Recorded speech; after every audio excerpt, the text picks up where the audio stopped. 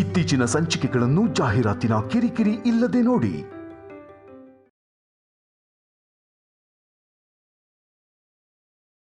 ಹೌದು, ಅವಳು ತಪ್ಪು ಮಾಡಿದ್ ನಿಜಾನೇ. ಒಂದು ಚಾನ್ಸ್ ಕೊಡೋಣ ಅಮ್ಮ.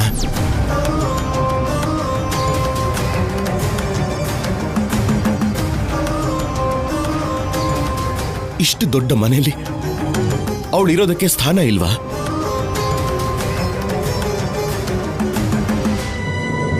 ಅವಳೇನ್ ನಮ್ಮ ಆಸ್ತಿಯಲ್ಲಿ ಭಾಗ ಕೇಳ್ತಿದ್ದಾಳ? ಇಲ್ಲ. ಅನುಪಮ ಅಮ್ಮವರು ಭಯ ಪಡ್ತಿದ್ದಾರೆ ಅಂತ ನಾನು ಮೊದಲನೇ ಸಲ ನನ್ನ ಸ್ಥಾನದಲ್ಲಿ ನಿಂತ್ಕೊಂಡು ಮಾತಾಡ್ತಿದ್ದೀನಿ. ಕಲ್ಯಾಣಿ ನಮ್ಮವ್ರ ಜೊತೆ ಇರೋದಕ್ಕೆ ಬೇಡ ಅಂತಿದ್ದಾಳ? ಇಲ್ಲ.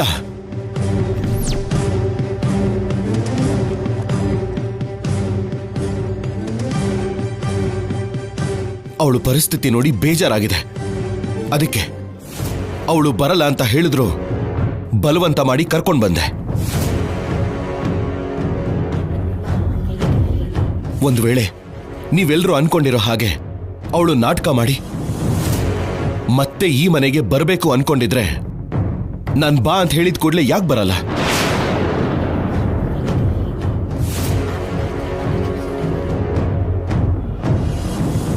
ಅವಳನ್ನ ಬಾ ಅಂತ ಹೇಳಿದ ಕೂಡಲೇ ಅವಳು ಮೊದಲನೇದಾಗಿ ಯೋಚನೆ ಮಾಡಿದ್ದು ನಿಮ್ಮೆಲ್ಲರ ಬಗ್ಗೆ. ನೀವು ಹೀಗೆ ಹೇಳ್ತೀರಾ ಅಂತ ಅವಳು ಮೊದಲೇನೆ ಯೋಚನೆ ಮಾಡಿದ್ಲು. ಸಂಪದ ತಪ್ಪು ಮಾಡಿದ್ದೀನಿ ಅಂತ ಒಪ್ಕೊಂಡಲ್ಲ. ಕ್ಷಮಿಸೋಣ. ನಮ್ಮಲ್ಲೇ ಒಬ್ಳಾಗಿ ಈ ಮನೇಲಿ ಇರ್ತಾಳೆ. ಯಾರಿಗಿಷ್ಟ ಇದ್ರು ಸರಿ, ಇಲ್ದೇ ಇದ್ರು ಸರಿ. ನಿಮ್ಮಂತ ಒಳ್ಳೆ ಗಂಡಿನ ಬೇಡ ಅನ್ಕೊಂಡು ಹೊರಟೋದೆ. ನೀವು ನನಗೇನು ಅಲ್ಲ ಅಂತ, ನಿಮ್ ಪ್ರೀತಿಗಿಂತ ಸಿದ್ದು ಪ್ರೀತಿನೇ ದೊಡ್ಡದು ಅನ್ಕೊಂಡು ಭ್ರಮೆ ಪಟ್ಟೆ. ನನಗೆ ಕ್ಷಮಿಸಿ.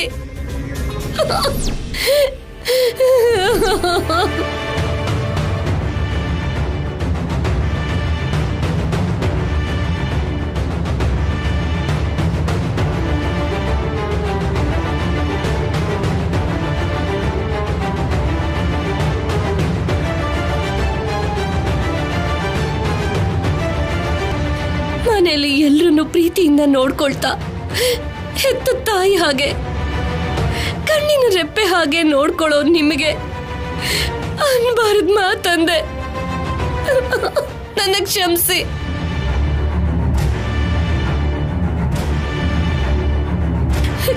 ನನ್ನ ಮಗು ಹತ್ರ ಹೋಗ್ದ ಹಾಗೆ ತಡೀತಿದ್ದೀರಾ ಅನ್ನೋ ನೋವಲ್ಲಿ ಅಂದ್ಬಿಟ್ಟೆ ಅಷ್ಟೇ ಹೊರತು ನಿಮಗ್ ನೋವು ಕೊಡ್ಬೇಕು ಅಂತ ಅಲ್ಲಮ್ಮ.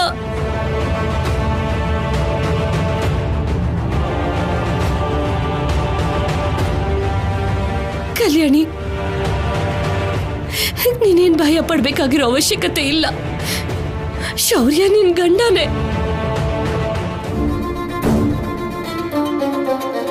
ನಾನು ನಿನ್ ಸ್ಥಾನಕ್ಕೋಸ್ಕರ ಬಂದಿಲ್ಲ. ಮಗುಗೆ ಹೆಸರಿಗೆ ಹೆತ್ತ ತಾಯಿ ನಾನೇ ಆದ್ರು ಮಗು ಹುಟ್ಟಿದ ಕ್ಷಣದಿಂದ ಅವನು ಚೆನ್ನಾಗಿ ನೋಡ್ಕೊಳ್ತಾ ಅವನೇ ಪ್ರಾಣ ಅಂತ ಬದುಕ್ತಿದ್ಯಾ.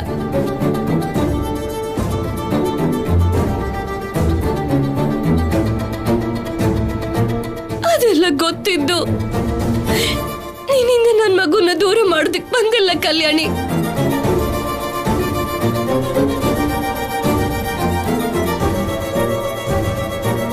ಅತ್ತೆ, ಎಲ್ಲರಿಗಿಂತ ಹೆಚ್ಚು ನೀವು ನನ್ನಿಂದಾನೆ ನೋವು ಪಟ್ಟಿದ್ದೀರಾ. ಒಂದು ಕಡೆ ಹೆತ್ತ ಮಗನ ಭವಿಷ್ಯ, ಇನ್ನೊಂದು ಕಡೆ ಈ ಮನೆ ಮರ್ಯಾದೆ ಕೂಡ ನನ್ನಿಂದ ಹೋಯ್ತು. ನನ್ನ ಕ್ಷಮಿಸಿ ಅತ್ತೆ.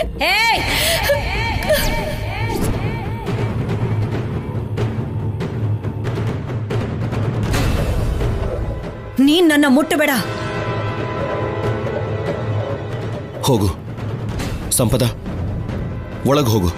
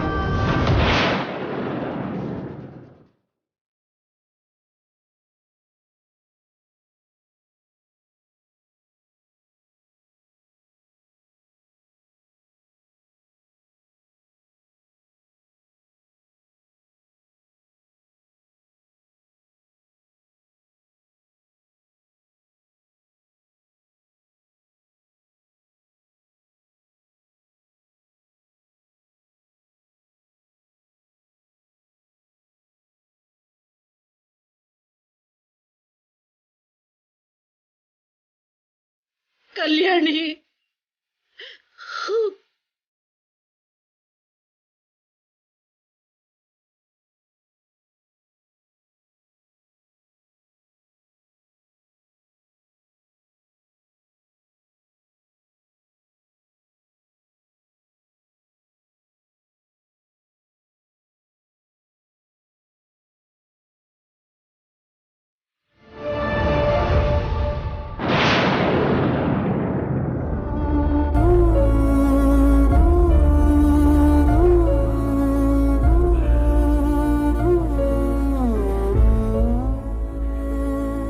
ಏನ್ ಯೋಚಿಸ್ತಾ ಇದೆಯಾ ಸಂಪದ? ಇದೇ ಯೋಚನೆನ ನನ್ನ ಪ್ರೀತಿ ಬೇಡ ಅಂತ ಹೊರಟೋಗೋಕ್ ಮುಂಚೆನೆ ಯೋಚನೆ ಮಾಡಿದ್ದಿದ್ರೆ ಇವತ್ತು ನಾವು ಹೀಗಿರ್ಬೇಕಾದ ಪರಿಸ್ಥಿತಿನೇ ಬರ್ತಿರ್ಲಿಲ್ಲ. ಕಲ್ಯಾಣಿ ವಯಸ್ಸಲ್ಲಿ ಚಿಕ್ಕವಳು ಅನ್ಕೋ, ಅವಳು ಏನೋ ಹೇಳಿದ್ಲು ಅನ್ಕೋ, ನೀನ್ ನನ್ನನ್ನು ಬಿಟ್ಟು ಹೇಗೆ ಹೊರಟೋದೆ ಸಂಪದ? ಈಗ ನಿನಗೆ ನೋವು ಕೊಡಬೇಕು ಅಂತ ನಾನು ಈ ಮಾತನ್ನು ಕೇಳ್ತಿಲ್ಲ, ನನಗೆ ಅರ್ಥ ಆಗ್ದೇನೆ ಕೇಳ್ತಾ ಇದ್ದೀನಿ. ಕಲ್ಯಾಣಿ ನಿನಗೇನು ಹೇಳಿದ್ಲೋ ನನಗೆ ಗೊತ್ತಿಲ್ಲ. ಅವಳು ಮಾತನ್ನ ಮನಸ್ಸಲ್ಲಿ ಇಟ್ಕೊಂಡು ನೀನ್ ಯೋಚನೆ ಮಾಡ್ದೇನೆ ಹೊರಟೋಗಿ ತಪ್ಪು ಮಾಡ್ದೆ. ನೀನ್ ದೂರ ಆಗಿದ್ಯಾ ಅನ್ನೋ ನೋವಲ್ಲಿ, ಕಲ್ಯಾಣಿ ಮೇಲಿನ ಕೋಪದಲ್ಲಿ ಅವಳಿಗೆ ಶಿಕ್ಷೆ ಆಗ್ಬೇಕು ಅಂತ ಅವಳು ಕುತ್ತಿಗೆಗೆ ತಾಳಿ ಕಟ್ಟಿದೆ. ಪಾಪ, ತುಂಬಾ ದಿವಸ ಅವಳಿಗೆ ನಿನ್ನ ಮೇಲೆ ಪ್ರೀತಿಯಿಂದ ತುಂಬಾ ನೋವು ಕೊಟ್ಟೆ. ಅದಾದ ಮೇಲೆ ಕಲ್ಯಾಣಿ ನನ್ನ ಮೇಲೆ, ನನ್ನ ಮಗು ಮೇಲೆ ತೋರಿಸಿದ ಪ್ರೀತಿನ ನೋಡಿ ಅವಳಿಗೆ ತುಂಬಾ ಹತ್ರ ಆದೆ. ನಿಜ ಹೇಳಬೇಕು ಅಂದ್ರೆ ಕೆಲವೊಂದು ಟೈಮಲ್ಲಿ ನೀನ್ ನನಗೆ ನೆನಪೇ ಆಗ್ಲಿಲ್ಲ. ಕಲ್ಯಾಣಿಗೆ ನಮ್ಮಮ್ಮ ಒಂದು ಮಾತಂದ್ರು ನಮ್ಮಮ್ಮನ ಮೇಲೆ ಕೋಪ ಮಾಡ್ಕೊಳ್ಳೋ ಸ್ಟೇಜಿಗೆ ಬಂದ್ಬಿಟ್ಟಿದ್ದೆ. ನಿನಗೊಂದು ವಿಷಯ ಗೊತ್ತಾ? ನಮ್ಮ ಮಗು ಕಲ್ಯಾಣಿಗೆ ತುಂಬಾ ಹತ್ರ ಆಗಿದ್ದಾನೆ. ಎಲ್ಲಿವರೆಗೂ ಅಂದ್ರೆ ಅವಳನ್ನ ಬಿಟ್ಟು ನಾನು ಕರೆದ್ರೂ ಕೂಡ ಬರ್ದೇ ಇರೋ ಅಷ್ಟು. ಇಂಥ ಟೈಮಲ್ಲಿ ಸಾಯೋಕ್ ಹೊರಟಿದ್ ನಿನ್ನ ನೋಡಿದ ಕೂಡಲೇ ಒಂದು ಕ್ಷಣ ನನಗೇನು ಅರ್ಥನೇ ಆಗ್ಲಿಲ್ಲ. ನೋವು, ಕೋಪ, ಪ್ರೀತಿ ಹೀಗೆ ಎಲ್ಲ ಎಮೋಷನ್ಸು ಒಂದೇ ಸಲ ಬಂದ್ಬಿಡ್ತು. ಅದಕ್ಕೆ ನಿನ್ನ ಇಲ್ಲಿ ಕರ್ಕೊಂಡು ಬಂದೆ. ಅಮ್ಮ ಅವರು ಹೀಗೆಲ್ಲ ರಿಯಾಕ್ಟ್ ಆಗ್ತಾರೆ ಅಂತ ನನಗೆ ಮುಂಚೆನೆ ಗೊತ್ತಿತ್ತು. ಅದಕ್ಕೆ ಎಲ್ರ ಮೇಲೂ ಬೇಕು ಅಂತ ಇರೋ ಕೋಪನ ಇನ್ನೂ ಜಾಸ್ತಿ ಮಾಡಿ ತೋರಿಸ್ದೆ. ಹಾಗೆ ತೋರಿಸಿದ್ರೇನೆ ಅವರು ನಿನ್ನ ಬಗ್ಗೆ ಏನು ಅನ್ಕೊಳ್ಳದೆ ಇರ್ತಾರೆ ಅಂತ. ಅದಕ್ಕೆ ನಾನೊಂದು ನಿರ್ಧಾರಕ್ಕೆ ಬಂದಿದ್ದೀನಿ. ನಿನ್ನ ಮನಸ್ಸಿಗೆ ಸಮಾಧಾನ ಆಗೋವರೆಗೂ ನೀನಿಲ್ಲೇ ಇರು. ನಿನ್ನನ್ನು ಯಾರಾದ್ರೂ ಏನಾದ್ರೂ ಅಂದ್ರೆ ನನಗೆ ಹೇಳು. ಎಲ್ಲ ವಿಷಯದಲ್ಲೂ ನಾನು ನಿನ್ನ ಜೊತೆಲಿರ್ತೀನಿ. ಆದ್ರೆ ಒಬ್ಬ ಗಂಡನಾಗಲ್ಲ, ಒಬ್ಬ ಸ್ನೇಹಿತನಾಗಿ. ಯಾಕೆ ಅಂದ್ರೆ ನನ್ನ ನಂಬಿರೋ ಕಲ್ಯಾಣಿಗೆ ನಾನು ಅನ್ಯಾಯ ಮಾಡಲ್ಲ. ಹಾಗೆ ಮಾಡಿ ಮನೇಲಿರೋರ್ಗೆಲ್ಲ ನೋವು ಕೊಡಲ್ಲ.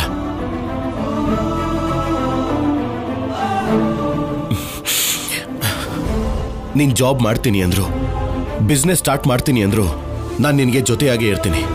ಬೇಕು ಅಂದ್ರೆ ನಿನಗೆ ದುಡ್ಡಿನ ಅವಶ್ಯಕತೆ ಬಂದ್ರೂ ನಾನು ಸಹಾಯ ಮಾಡ್ತೀನಿ. ಒಬ್ಬ ಸ್ನೇಹಿತ ಏನೆಲ್ಲ ಮಾಡ್ಬೋದೋ ಎಲ್ಲನೂ ಮಾಡ್ತೀನಿ. ಹಾಗಂತ ನಿನ್ನ ಈ ಮನೆಯಲ್ಲಿ ಬೇರೆಯವಳಾಗಿಡೋದಿಲ್ಲ.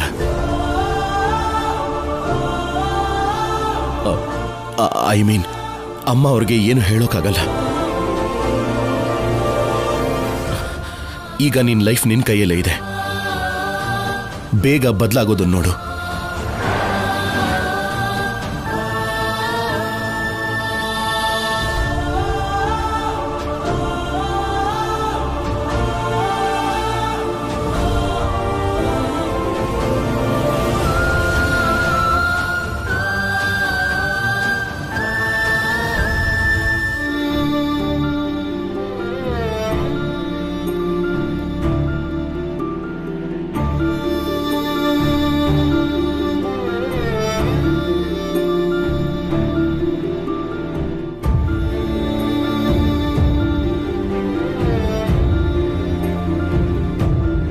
ಸಂಪದ ಎಲ್ಲಿಗೂ ಹೋಗಲ್ಲ ಅಜ್ಜಿ.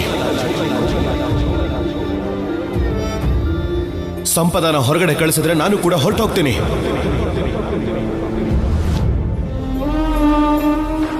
ಏನಮ್ಮ ಈ ವಿಶ್ವ ಪರೀಕ್ಷೆ? ವಿಜಯದಶಮಿ ದಿನ ರಾಕ್ಷಸ ಸಂಹಾರ ನಡೀತು. ಕೆಟ್ಟದ್ರ ಮೇಲೆ ಒಳ್ಳೆದೇ ಅಲ್ವ ಗೆದ್ದಿತ್ತು. ಮತ್ತೆ ನಿನ್ನ ಪೂಜೆನ ಮಾಡ್ತಾ ನಿತ್ಯ ನಿನ್ನ ಬೇಡ್ಕೊಳ್ಳೋ ನಮ್ಮ ಮನೇಲಿ, ಅದು ಕೂಡ ವಿಜಯದಶಮಿ ದಿನನೇ ಆ ರಾಕ್ಷಸಿ ಮನೆಗೆ ಕಾಲಿಟ್ಲು.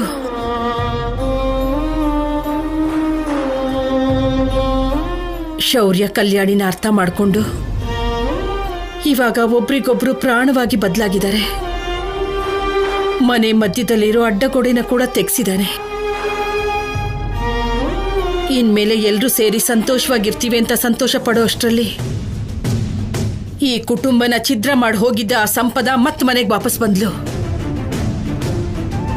ಸಂಪದ ಕಾಣಿಸಿದ್ರೆ ಸಾಯಿಸ್ಬೇಕು ಅನ್ನೋ ಕೋಪದಲ್ಲಿದ್ದವನು ಒಂದೇ ಸಲಕ್ಕೆ ಬದಲಾಗಿ ಸಂಪದ ಯಾವ ತಪ್ಪು ಮಾಡಿಲ್ಲ ಅನ್ನೋ ಹಾಗಾದ. ಆ ರಾಕ್ಷಸಿನ ವಹಿಸ್ಕೊಂಡು ಈ ಮನೇಲೇ ಇರ್ತಾಳೆ ಅಂತಿದ್ದಾನೆ. ಯಾರು ಏನೇ ಹೇಳಿದ್ರು ಯಾರ ಮಾತು ಕೇಳ್ತಿಲ್ಲ. ಅಷ್ಟು ಅವನ ಮನಸ್ಸನ್ನ ಬದಲಾಯಿಸಿದಾಳೆ. ಹೇಗ್ ಬದಲಾಯಿಸಿದಾಳೆ ಅಂತ ಅರ್ಥ ಆಗ್ತಿಲ್ಲ. ಮತ್ತೆ ಜೀವನದಲ್ಲಿ ಇಂಥ ದಿನ ಬರುತ್ತೆ ಅದನ್ನ ನಾನು ನೋಡ್ತೀನಿ ಅನ್ಕೊಂಡಿರ್ಲಿಲ್ಲ. ನನ್ನ ಮೊಮ್ಮಗಳು ಕಲ್ಯಾಣಿ ಅಮಾಯಕಿ, ಅವಳ ಜೀವನನ ಏನ್ ಮಾಡ್ಬೇಕು ಅಂತಿದ್ಯಮ್ಮ?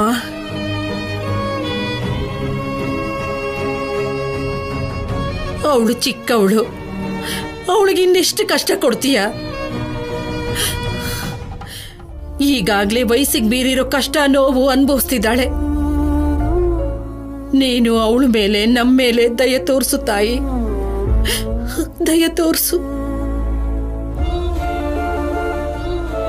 ಆ ರಾಕ್ಷಸಿ ಮನೇಲಿದ್ದಷ್ಟು ದಿನ ನನ್ನ ಮೊಮ್ಮಗಳು ನರಕ ಅನುಭವಿಸ್ತಾಳೆ. ಅವಳನ್ನ ಹೇಗಾದ್ರೂ ಮನೆಯಿಂದ ಕಳಿಸ್ಬಿಡು ತಾಯಿ.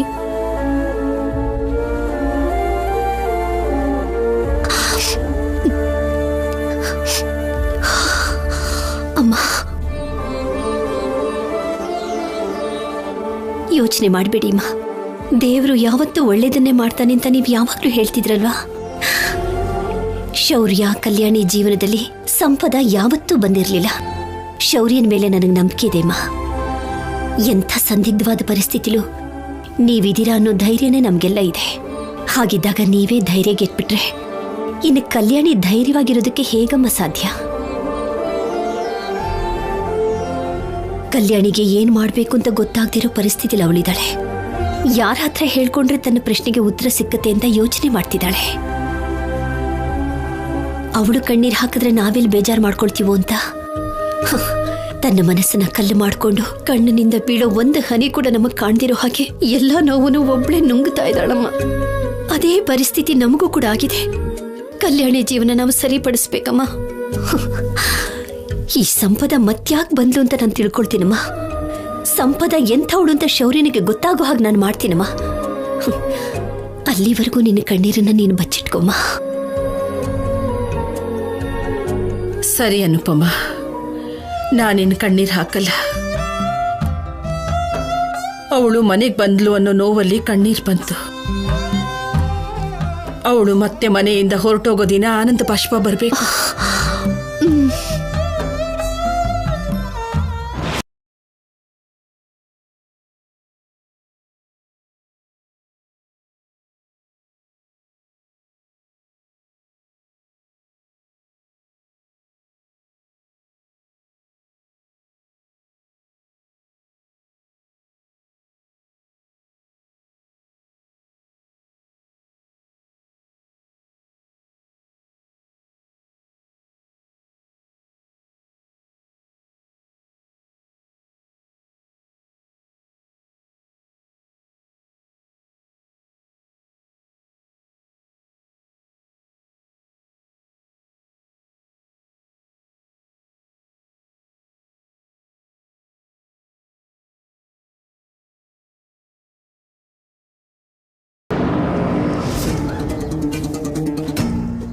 ಇದೇನೋ ಹೆಣ್ಮಕ್ಳು ತರ ಕಣ್ಣೀರ್ ಹಾಕೊಂಡ್ ಸಂಕಟ ಪಡ್ತಾ ಇದ್ಯಾ? ನೀನ್ ಒಳ್ಳೆ ಕೆಲ್ಸನೇ ಮಾಡಿದ್ಯಾ ಕಣೋ. ಈಗ ಅವಳು ಇಲ್ಲ ಅಂತ ಸಂಕಟ ಪಡ್ತಿದ್ಯಾ? ಸ್ವಲ್ಪ ದಿನ ಹೋದ್ರೆ ಅವಳು ಹೋಗಿದ್ ಒಳ್ಳೇದೇ ಆಯ್ತು ಅನ್ಕೊಳ್ತೀಯ. ನಿಲ್ಸಮ್ಮ, ಇದೆಲ್ಲ ನಡೆಯೋದಕ್ಕೆ ಕಾರಣ ನೀನೇ ಅಮ್ಮ. ಸಂಪದಾನ ನೋಡಿದ್ರೆ ಸಾಕು ಅವಳ ಮೇಲೆ ಎಗರಾಡ್ತೀಯ, ಕಿರ್ಚಾಡ್ತೀಯ, ಅಸಹ್ಯವಾಗಿ ಮಾತಾಡ್ತೀಯ. ಅನ್ಸ್ಕೊಂಡು ತಿರುಗ್ ಬಿದ್ಲು. ಬೆಕ್ಕನ್ ಕೂಡ ಬೋನಲ್ಲಿ ಹಾಕಿ ಹೆದರ್ಸಿದ್ರೆ ಹುಲಿ ಆಗಾಗುತ್ತಮ್ಮ. ಅದೇ ನಡೆದಿದ್ದು. ಸಹನೆಗೂ ಕೂಡ ಒಂದು ಲಿಮಿಟ್ ಇರುತ್ತಮ್ಮ. ನೀನ್ ಕೊಡೋ ಟಾರ್ಚರ್ ತಡಿಯಕ್ಕಾಗದೆ ನಿನ್ ಮೇಲೆನ ತಿರುಗ್ ಬಿದ್ಲು. ಅದನ್ನ ನಾನು ನೋಡಕ್ಕಾಗದೆ ವಿಧಿ ಇಲ್ಲದೆ ಸಂಪದಾನ ಮನೆಯಿಂದ ಆಚೆ ಹಾಕ್ದೆ. ಅಷ್ಟಕ್ಕೂ ಏನ್ ನಡೀತು ಅಂತ ತಿಳ್ಕೊಳ್ಳೋ ಅಷ್ಟರಲ್ಲಿ ಆಗ್ಬಾರ್ದೆಲ್ಲ ಆಗೋಯ್ತಮ್ಮ. ಸಂಪದ ನಂಗೆ ದೂರ ಆಗ್ಬಿಟ್ಲು. ನಾನು ಅವಳನ್ನ ಬಿಟ್ಟು ಸಾಯಕ್ಕಾಗದೆ ಬದುಕ್ತಿದ್ದೀನಮ್ಮ. ಇದೊಳ್ಳೆ ಸರಿ ಹೋಯ್ತು ಕಣ. ಅನಿಷ್ಟಕ್ಕೆ ಶನೇಶ್ವರ ಕಾರಣ ಅನ್ನೋ ಹಾಗೆ ನನ್ ಮೇಲೆ ಬೀಳ್ತಾ ಇದೆಯಲ್ಲ. ಆಗಿದ್ದೆಲ್ಲ ನಿನ್ನಿಂದಲೇ ಅಂದ್ಮೇಲೆ ಇನ್ಯಾರಿಗೆ ಹೇಳಿ? ಏ ಸಿದ್ದು, ನೀನ್ ಅವಳನ್ನ ಕರ್ಕೊಂಡ್ ಬಂದಾಗ ನಾನು ಅವಳನ್ನ ಬೈದಿದ್ ನಿಜಾನೇ. ಆಮೇಲೆ ಅವಳ ಮೇಲೆ ನಿನ್ಗೆ ಎಷ್ಟು ಪ್ರೀತಿ ಇದೆ ಅಂತ ಗೊತ್ತಾದ್ಮೇಲೆ ನಾನು ಸುಮ್ಮನೆ ಇದ್ದೆ ತಾನೆ. ಆಮೇಲೆ ಎಷ್ಟು ತಪ್ಪುಗಳನ್ನ ಮಾಡಿದ್ಲು. ಮಗು ಅಂತ ಅವ್ರ ಮನೆಗೆ ಹೋಗೋದು, ಅವ್ರನ್ನ ನೋಡೋದು ಅಷ್ಟೇ ಅಲ್ಲದೆ ನಿನ್ ಸಾವಿನ ಮನೆವರೆಗೂ ಹೋಗ್ ಬಂದೆ. ಅದೆಲ್ಲ ಆಗಿದ್ದಕ್ಕೆ ತಾನೇ ಮತ್ತೆ ನಾನು ಅವಳನ್ನ ಬೈದಿದ್ದು. ಅವಳನ್ನ ನೆನ್ಸ್ಕೊಂಡ್ರೆ ಅಸಹ್ಯ ಆಗುತ್ತೆ. ನಾನಾಗಿದ್ದಕ್ಕೆ ಸುಮ್ಮನೆ ಇದ್ದೆ. ಬೇರೆ ಯಾರಾದ್ರೂ ಆಗಿದ್ರೆ ಅವಳನ್ನ ಅವತ್ತೇ ಆಚೆ ಕಳಿಸ್ತಾ ಇದ್ರು. ಹೋಗ್ಲಿ ಬಿಡು ಅಂತ ನನ್ನ ತಮ್ಮನ್ನ ಕಾಡಿ ಬೇಡಿ ಅವಳನ್ನ ಈ ಮನೆ ಕರ್ಕೊಂಡ್ ಬಂದೆ. ನಿನ್ಗೋಸ್ಕರ ನಾನು ಇಷ್ಟೆಲ್ಲ ಮಾಡಿದ್ರೆ ನನ್ನನ್ನ ಇಷ್ಟೇನ ಅರ್ಥ ಮಾಡ್ಕೊಂಡಿದ್ದು? ನಿನ್ಗೆ ಇದು ನ್ಯಾಯವಾಗಿದ್ಯಾ? ಒಂದ್ ಕೆಲ್ಸ ಮಾಡು, ನಿನ್ ಜೀವನ ನನ್ನಿಂದ ನಾಶ ಆಯ್ತು ಅನ್ಕೊಂಡ್ರೆ ನಿನ್ ಕೈಯಿಂದ ವಿಷ ಕೊಟ್ಬಿಡು, ಕುಡ್ದು ಸತ್ತು ಹೋಗ್ತೀನಿ. ಏನ ಮಾತುಗಳು? ನೀನ್ ನನ್ನ ಜೀವನನ ಯಾಕೆ ಬೇಕು ಅಂತ ನಾಶ ಮಾಡ್ತಿದ್ಯಮ್ಮ? ಪ್ರೀತಿಸಿದ ಹುಡುಗಿ ಜೊತೆ ಜೀವನ ಹಂಚ್ಕೋಬಾರ್ದು ಅಂತ ನನ್ನ ಹಣೆ ಬರ್ದಲ್ಲಿ ಬರ್ದಿರೋ ಹಾಗಿದೆ. ನೊಂದ್ಕೋಬೇಡ ಕಣಿಸಿದ್ದು. ಎಲ್ರು ಹೇಳ್ತಿರ್ತಾರಲ್ವಾ, ನಾವು ಪ್ರೀತಿಸೋರ್ಗಿಂತ ನಮ್ಮನ್ ಪ್ರೀತಿಸೋರ್ ಜೊತೆ ಇದ್ರೆ ಸಂತೋಷವಾಗಿರ್ತೀವಿ ಅಂತ. ಅದಕ್ಕೆ ಸಂಪದನ ಮರ್ತ್ ಬಿಡೋ.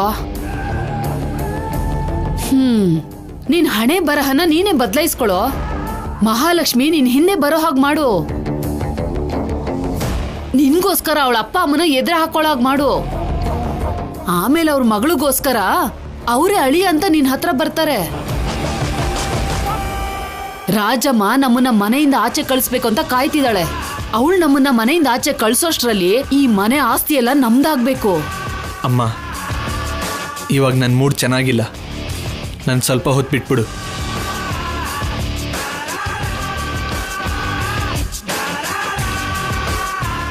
ನಾನೆಲ್ ಬಿಡ್ತೀನೋ, ನಿನ್ ಮದ್ವೆ ಆ ಮಹಾಲಕ್ಷ್ಮಿ ಜೊತೆ ಮಾಡೇ ಮಾಡ್ತೀನಿ.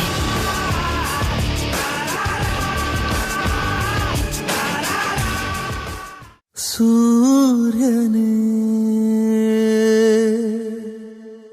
ಸುಮ್ಮನೆ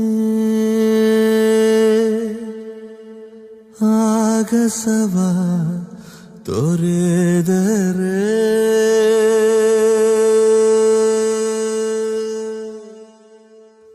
ನೋಡು ಭೂಮಿಯ ನಾಥ.